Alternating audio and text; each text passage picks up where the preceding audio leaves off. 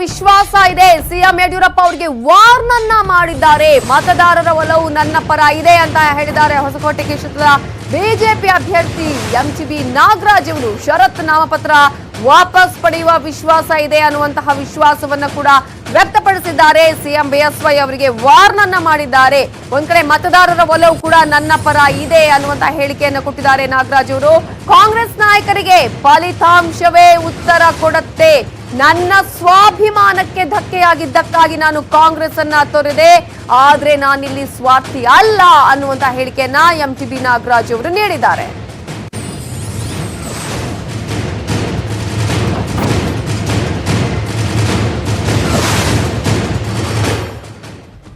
MTB Nagaraj ಜೊತೆ ನಮ್ಮ reporter Krishna ಮಾತುಕತೆಯನ್ನ ನಡೆಸಿದ್ದಾರೆ. ಆ ಚಿಟ್ ಅನ್ನ ನೋಡೋಣ. ಈಗ ಎಂಟಿಬಿ ನಾಗರಾಜ್ ಅವರಿದ್ದಾರೆ ಸರ್. ಇವತ್ತು ಮುಖ್ಯಮಂತ್ರಿಗಳು ಎಷ್ಟೊತ್ತು ಬರ್ತಾರೆ ಸರ್ ಕ್ಯಾಂಪೇನ್ಗೆ ಅಂತ? ನಮ್ಮ ಕ್ಯಾಂಪೇನ್ಗೆ 12 ಗಂಟೆಗೆ ಬರ್ತಾರೆ. ನಾವು ನಾಮಪತ್ರ ಹಾಕುವಂಥ ಸಂದರ್ಭದಲ್ಲಿ ಪ್ರೊಸೆಷನ್ ಹೋಗ್ತೀವಿ. ಆ ಪ್ರೊಸೆಷನ್ ಹೋಗೋ ಸಂದರ್ಭದಲ್ಲಿ ಒಂದು ಕಡೆ ಚಾಮರಾಜ ಒಡೆಯರ್ ಸರ್ಕಲಲ್ಲಿ ನಿಂತು ಸಾರ್ವಜನಿಕವಾಗಿ ಭಾಷಣ ಮಾಡ್ತಾರೆ. ಮುಖ್ಯಮಂತ್ರಿಗಳು ಒಂದು ವಾರ್ನ್ ಮಾಡಿದ್ದಾರೆ ಶರತ್ ಬಚ್ಚೇಗೌಡರಿಗೆ, ನಾಮಿನೇಷನ್ ವಾಪಸ್ ಪಡಿತಾರೆ ಅನ್ನುವಂಥದ್ದು. ವಿಶ್ವಾಸ ಇದೆಯಾ ಸರ್, ನಂಬಿಕೆ ಇದೆಯಾ ನಿಮಗೆ ಅಂತ? ಮಾಡ್ತಾರೆ. ಅವರ ಪಕ್ಷದ ಶಿಸ್ತೇನಿದೆ ಆ ಶಿಸ್ತನ್ನು ಪಾಲನೆ ಮಾಡ್ತಾರೆ. ಕಾಂಗ್ರೆಸ್ ನಾಯಕರು ಹೇಳ್ತಿರೋದು ಎಂಟಿಬಿ ನಾಗರಾಜ್ ನಮಗೆ ಲಿಸ್ಟ್ಗೆ ಇಲ್ಲ ಅನ್ನುವಂಥದ್ದು. ಆ ಲಿಸ್ಟು ಅನ್ಲಿಸ್ಟ್ ಅನ್ನೋದು ಫಲಿತಾಂಶ ಬಂದ ಮೇಲೆ ಅವ್ರಿಗೆ ಉತ್ತರ, ಫಲಿತಾಂಶನೇ ಅವ್ರಿಗೆ ಉತ್ತರ. ಯಾರ್ಯಾರು ಮಾತಾಡ್ತಾರೆ, ಯಾರ್ಯಾರು ಹೇಳ್ತಾ ಇದ್ದಾರೆ 3ನೇ ಸ್ಥಾನಕ್ಕೆ ಹೋಗ್ತಾರೆ, ಅವ್ರ ಲೆಕ್ಕಕ್ಕೆ ಇಲ್ಲ ಅಂತ ಹೇಳ್ತಾರಲ್ಲ, ಅವ್ರಿಗೆ ಈ ಚುನಾವಣೆಯ ಫಲಿತಾಂಶವೇ ಉತ್ತರ. ಶರತ್ ಬಚ್ಚೇಗೌಡರು ಒಂದು ಮಾತು ಹೇಳ್ತಿದ್ದಾರೆ, ನಮ್ಮ ಪಕ್ಷಕ್ಕೆ ಬಂದ್ಬಿಟ್ಟು ಎಂಟಿಬಿ ನಾಗರಾಜ್ ಅವ್ರು ಮನೆ ಮುರಿದಿದ್ದಾರೆ ಅನ್ನೋ ಮಾತನ್ನು ಹೇಳ್ತಿದ್ದಾರೆ ಸರ್. ಇವರು ಇದು 5ನೇ ಪಕ್ಷ.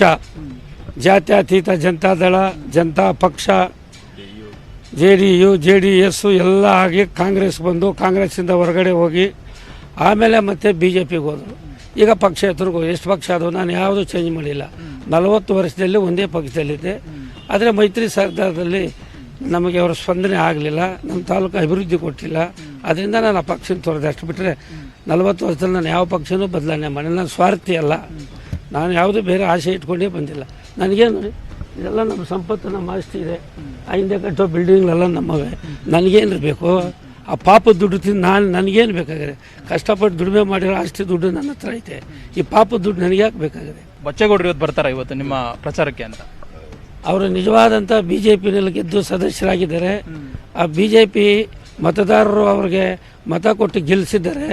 ಅವರು ಬರಬೇಕು. ಬರ್ದೇ ಹೋದರೆ ಅದಕ್ಕೆ ಉತ್ತರ ನಾಳೆ ಮುಂದಿನ ದಿನಗಳಲ್ಲಿ ರಾಜಕೀಯವಾಗಿ ಅವರೇ ಮತದಾರರೇ ಅವರಿಗೆ ಬುದ್ಧಿ ಹೇಳ್ತಾರೆ. ಇದಿಷ್ಟು ಎಂಟಿಬಿ ನಾಗರಾಜ್ ಅವರ ಮಾತಾಗಿದೆ. ಮುಖ್ಯ ಇವತ್ತು ಬಚ್ಚೇಗೌಡರು ಬರಬೇಕು. ಒಂದ್ ವೇಳೆ ಬರಲಿಲ್ಲ ಅಂತಂದ್ರೆ ಮುಂದಿನ ದಿನಗಳಲ್ಲಿ ಚುನಾವಣೆ ಸಂದರ್ಭದಲ್ಲಿ ತಕ್ಕ ಫಲಿತಾಂಶವನ್ನ ಹೊಸಕೋಟೆ ಜನರು ಕೊಡ್ತಾರೆ ಅನ್ನೋ ಮಾತನ್ನ ಹೇಳ್ತಾ ಇರುವಂತದ್ದು. ಕ್ಯಾಮರಾ ಪರ್ಸನ್ ವಿಶ್ವನಾಥ್ ಜೊತೆಗೆ ಕೃಷ್ಣ, GV ನ್ಯೂಸ್ 18 ಕನ್ನಡ, ಬೆಂಗಳೂರು. ಇನ್ನಷ್ಟು ಸುದ್ದಿ